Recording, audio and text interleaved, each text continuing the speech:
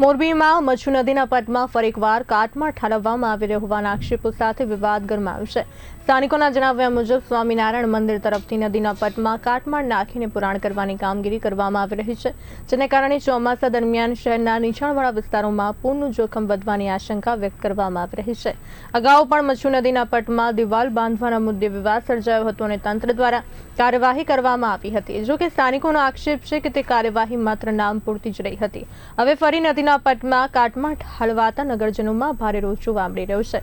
સામાજિક કાર્યકર્તાઓ દ્વારા અગાઉ પણ તંત્રને લેખિત રજૂઆત કરવામાં આવી હોવા છતાં સમસ્યાનો કાયમી ઉકેલ ન આવતા ફરી દબાણ થઈ રહ્યું હોવાના આક્ષેપો ઉઠ્યા છે।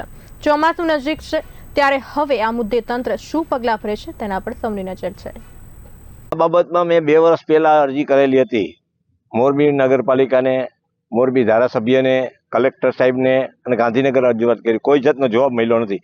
બીજા નંબરમાં અત્યારે દબાણ જે છે જે ઝૂંપડપટ્ટીના છે અહીંયાથી દબાણ હટાવીને કાટમાળ અહીંયા નાખવામાં આવ્યો છે। દિવાલ એકદમ બુરાતી જાય છે। એક તો દિવાલ એક તો સામી અધર કરી નાખી।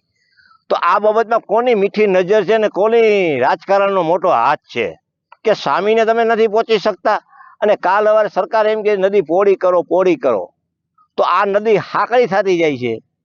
ન કરે કરે સત્યનારાયણ ભગવાન કરે, પૂર આવ્યું, જબરજસ્ત વરસાદ પડ્યો તો નીચાણ વિસ્તારવાળાને ખત્રીવાડ છે, માધાણી શેરી છે, નાની બજાર છે, મકરાણીવાસ છે, ખાટકીવાડ છે, આ બધા નીચાણ વિસ્તારવાળાને જોખમ પૂરેપૂરું છે। તો મેયરશ્રીને ખબર નથી, નવા મેયર આવ્યા છે એને ખબર નથી અને 24 કલાકની મુદત અપાવું છું। 24 કલાકમાં જે આ કાટમાળ નાખ્યો છે એ જ કાટમાળ પાછો ગમે ત્યાં તમે નાખો। હું એમ નથી કરું નદીની અંદરથી કાટમાળ ઉપાડી લ્યો। આ દિવાલ હજી તમે આનો કરો છો મહાપ્રભુજીની બેઠક આગળ, અહીંયા પણ સામીએ દિવાલ કરવા માંડ્યા। તો કેમ સામે બોલતા નથી સરકાર?